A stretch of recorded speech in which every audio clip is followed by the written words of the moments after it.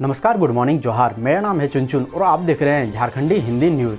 तो चलिए जानते हैं आज की सभी महत्वपूर्ण खबरों को। इससे पहले आप हमारे चैनल पर नए हैं तो कृपया करके सब्सक्राइब जरूर करें और वीडियो को लाइक करके अपने दोस्तों के साथ शेयर करना ना भूलें। तो चलिए बढ़ते हैं खबरों की ओर। आज की पहली और बड़ी खबर की बात करें तो सीएम हेमंत सोरेन ने कहा, झारखंड से 10वीं 12वीं पास करने वालों को ही तृतीय वर्ग की नौकरी, आरक्षण नीति के तहत मिलेगी छूट। मुख्यमंत्री हेमंत सोरेन ने कहा कि झारखंड में विकास को गति देने के लिए कई नीतियां बनाई जा रही है। पूर्व की कुछ नीतियों में संशोधन किया जा रहा है। इसी क्रम में झारखंड औद्योगिक एवं निवेश प्रोत्साहन नीति 2021 लागू की गई है। नियुक्ति की प्रक्रिया को गति प्रदान करने के लिए विभिन्न नियुक्ति एवं परीक्षा संचालन नियमावली के गठन तथा संशोधन की कार्रवाई प्राथमिकता के साथ की गई है। अब राज्य में वर्ग 3 के पदों पर नियुक्ति की परीक्षा में वही अभ्यर्थी शामिल हो सकेंगे जिन्होंने 10वीं या 12वीं की परीक्षा झारखंड के मान्यता प्राप्त शैक्षणिक संस्थानों से पास की हो। अगली बड़ी खबर की बात करें तो सीएम हेमंत सोरेन के काफिले पर हमले के आरोपित भैरव सिंह पर निगम ने ठोका 10 लाख का जुर्माना। जाने क्या है पूरा मामला। झारखंड के मुख्यमंत्री हेमंत सोरेन के काफिले पर हुए हमले के मामले में साजिशकर्ता के आरोप में जेल भेजे गए भैरव सिंह पर राजधानी में अवैध रूप से अपने स्वागत के बैनर व पोस्टर लगाने का आरोप लगाया है। इसे लेकर रांची नगर निगम ने भैरव सिंह पर 10 लाख रुपए का जुर्माना ठोका है। इस संबंध में निगम के उप नगर आयुक्त ने भैरव सिंह को नोटिस भेज दिया है। जारी नोटिस में उप नगर आयुक्त ने कहा है कि भैरव सिंह ने 29 जुलाई को रांची के विभिन्न सड़कों पर बिना अनुमति के उत्तेजक व भ्रामक प्रचार प्रसार किया। इससे विधि व्यवस्था एवं सामाजिक सौहार्द भंग होने की संभावना थी। यह झारखंड नगरपालिका अधिनियम 2011 के धारा 178 का उल्लंघन है। इसलिए आदेश दिया जाता है कि हर हाल में पत्र प्राप्ति के 40 घंटे के अंदर भैरव सिंह जुर्माने की राशि जमा करें, अन्यथा उनके विरुद्ध कार्रवाई की जाएगी। अगली बड़ी खबर की बात करें तो ओलंपियन व हॉकी खिलाड़ी निक्की प्रधान को मिली प्रोन्नति। रेलवे में बनी गेजेटेड ऑफिसर। टोक्यो ओलंपिक में भारतीय महिला हॉकी टीम में शामिल निक्की प्रधान को रेलवे बोर्ड ने प्रमोशन दिया है। अब निक्की गेजेटेड अफसर बन गई है। झारखंड की निक्की प्रधान और सलीमा टेटे ने ओलंपिक में शानदार प्रदर्शन किया था। दोनों रांची रेल मंडल की खिलाड़ी है। इस उपलब्धि पर रांची ने निक्की प्रधान को चीफ यार्ड मास्टर हटिया से प्रमोशन देते हुए रांची रेल मंडल के स्पोर्ट्स का OSD गेजेटेड ऑफिसर बनाया गया है। वहीं सलीमा टेटे को भी प्रमोशन दिया जाएगा, जो अभी प्रक्रियाधीन है। अगली बड़ी खबर की बात करें तो सरकार गिराने की साजिश रचने के 2 आरोपियों की जमानत पर 24 को होगी सुनवाई।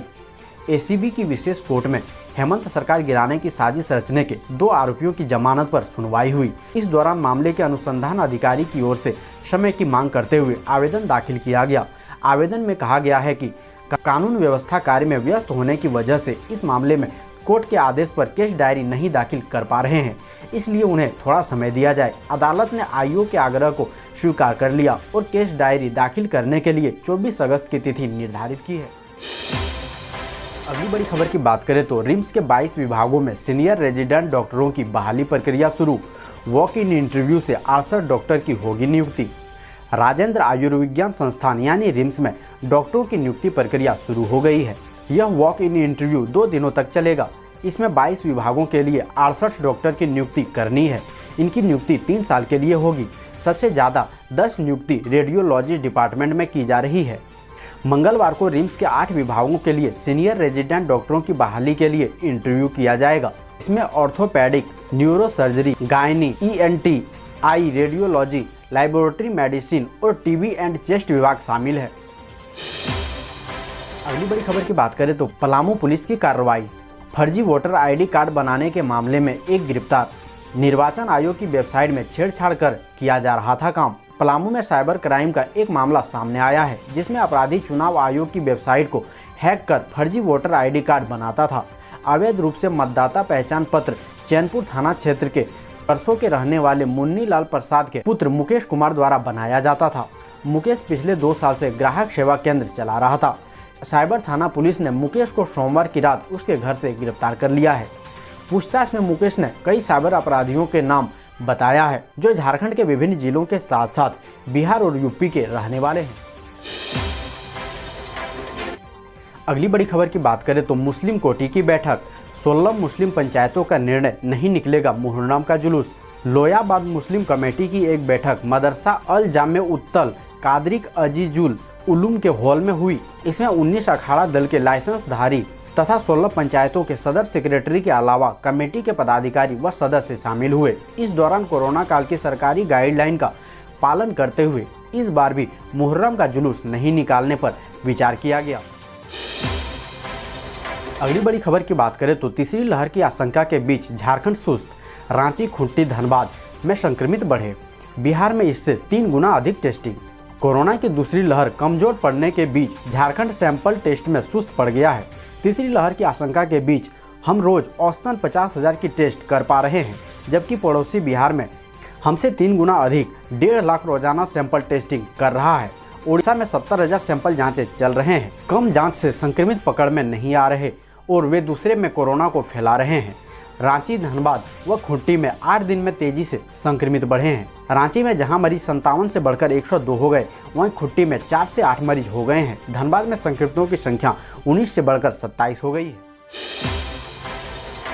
अगली बड़ी खबर की बात करें तो जमशेदपुर के मानगो में महिला से सामूहिक दुष्कर्म मामले में 3 आरोपित गिरफ्तार, बाइक बरामद। पूर्वी सिंहभूम जिले के मानगो के MGM थाना क्षेत्र की एक महिला के साथ सामूहिक दुष्कर्म में शामिल 3 आरोपितों को पुलिस ने गिरफ्तार किया है। आरोपितों में राजू कर्मकार, विश्वनाथ धीवर और देवेंद्र धीवर है। MGM थाना के प्रभारी मिथिलेश कुमार सिंह ने बताया कि आरोपितों ने दुष्कर्म मामले में संलिप्तता स्वीकार की है। आरोपितों की बाइक भी पुलिस ने जब्त कर ली है। घटना के बाद बाइक से आरोपित भागे थे। 3 अन्य की तलाश जारी है। महिला की शिकायत पर 6 अज्ञात के खिलाफ दुष्कर्म किए जाने की प्राथमिकी MGM थाना में दर्ज की गई थी। महिला ने पुलिस को दी गई शिकायत में बताया कि वह घर से बाहर 11 अगस्त की रात शौच के लिए गई थी। 6 लोग उसे घसीटते हुए घर से कुछ दूरी पर ले गए थे। बारी बारी से 6 लोगों ने उसके साथ दुष्कर्म किया था। उनकी मोबाइल भी छीन ले गए थे। अगली बड़ी खबर की बात करें तो झारखंड में 4 दर्जन डॉक्टर नौकरी से निकाले जाएंगे। सिविल सर्जन की रिपोर्ट पर हो रही कार्रवाई, जाने इसकी बड़ी वजह। झारखंड में योगदान देकर ड्यूटी से गायब रहने वाले नवनियुक्त चिकित्सक हटाए जाएंगे। वैसे चिकित्सकों को भी आवश्यक प्रक्रिया पूरी कर बर्खास्त करने की कार्रवाई की जाएगी, जो लंबे समय से अनुपस्थित हैं। फिलहाल विभाग ने नवनियुक्त चिकित्सकों को योगदान देने का अंतिम मौका दिया है। योगदान नहीं देने पर सभी कार्य मुक्त किए जाएंगे। स्वास्थ्य विभाग ने सभी जिलों से वैसे चिकित्सकों की रिपोर्ट मंगाई है जो अनाधिकृत रूप से ड्यूटी से गायब हैं। यह बात सामने आई है कि राज्य भर में लगभग 4 दर्जन नवनियुक्त चिकित्सक हैं जो योगदान देने के बाद ड्यूटी से गायब हैं। अगली बड़ी खबर की बात करें तो झारखंड के स्कूलों में इस साल भी कम होगी पढ़ाई। 1ली से 12वीं कक्षा तक के लिए सिलेबस में 25% तक की होगी कटौती। JEPC डायरेक्टर ने कहा, इसी महीने जारी होगा नया सिलेबस। झारखंड की शिक्षा व्यवस्था पर इस सत्र में भी कोरोना का साया रहेगा। अभी तक राज्य के प्राथमिक और मिडिल स्कूलों पर ताला लटका है। इस कारण झारखंड शिक्षा परियोजना परिषद यानी JEPC ने एक बार फिर से 1ली से 12वीं कक्षा तक के सिलेबस में कटौती करने का निर्णय लिया है। JEPC के डायरेक्टर शैलेश कुमार चौरसिया ने बताया कि इस बार 25% तक सिलेबस में कटौती की जाएगी। तैयारी हो रही है। इस महीने के अंत तक सिलेबस जारी कर दिया जाएगा। नए सिलेबस के आधार पर 1ली से 12वीं तक की परीक्षाओं का आयोजन किया जाएगा। अगली बड़ी खबर की बात करें तो साहिबगंज में लोगों से भरी नाव बाढ़ के पानी में डूबी, 13 को बचाया गया, 1 लापता। झारखंड के साहिबगंज जिले में गंगा नदी में आई बाढ़ में एक नाव के पलट जाने से उस पर सवार 14 लोग पानी में डूब गए। स्थानीय लोगों के सहयोग से 13 लोगों को बचा लिया गया, जबकि एक व्यक्ति की तलाश जारी है। मिली जानकारी के अनुसार सोमवार शाम करीब 7 बजे मवेशी पालक नाव से चारा लाने के लिए खेत गए थे। बताया गया कि नाव पर क्षमता से अधिक 14 लोग सवार हो गए थे, जबकि पशु का चारा और सवारी अधिक होने से नाव का संतुलन बिगड़ने लगा और सभी लोग उफनती नदी में डूब गए। जिला प्रशासन का दावा है कि 13 लोगों को सुरक्षित बचा लिया गया है। 1 आदमी डूबा है। फिलहाल खोज जारी है। अगली बड़ी खबर की बात करें तो रविंद्रनाथ टैगोर के वंशजों की जमीन के खतियान में छेड़छाड़, झारखंड हाईकोर्ट ने सरकार से मांगा जवाब।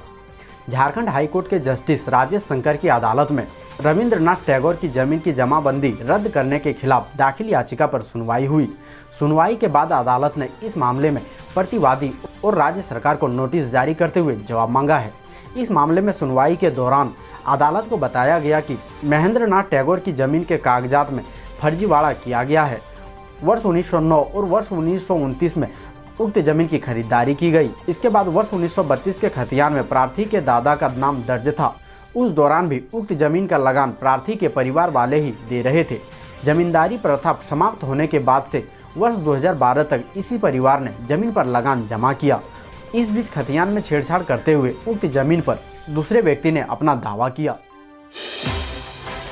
अगली बड़ी खबर की बात करें तो राज्य के 8 जिलों में अगले 2 दिन तक भारी बारिश और वज्रपात की संभावना। रांची के साथ अन्य जिलों में रह सकता है इसका असर।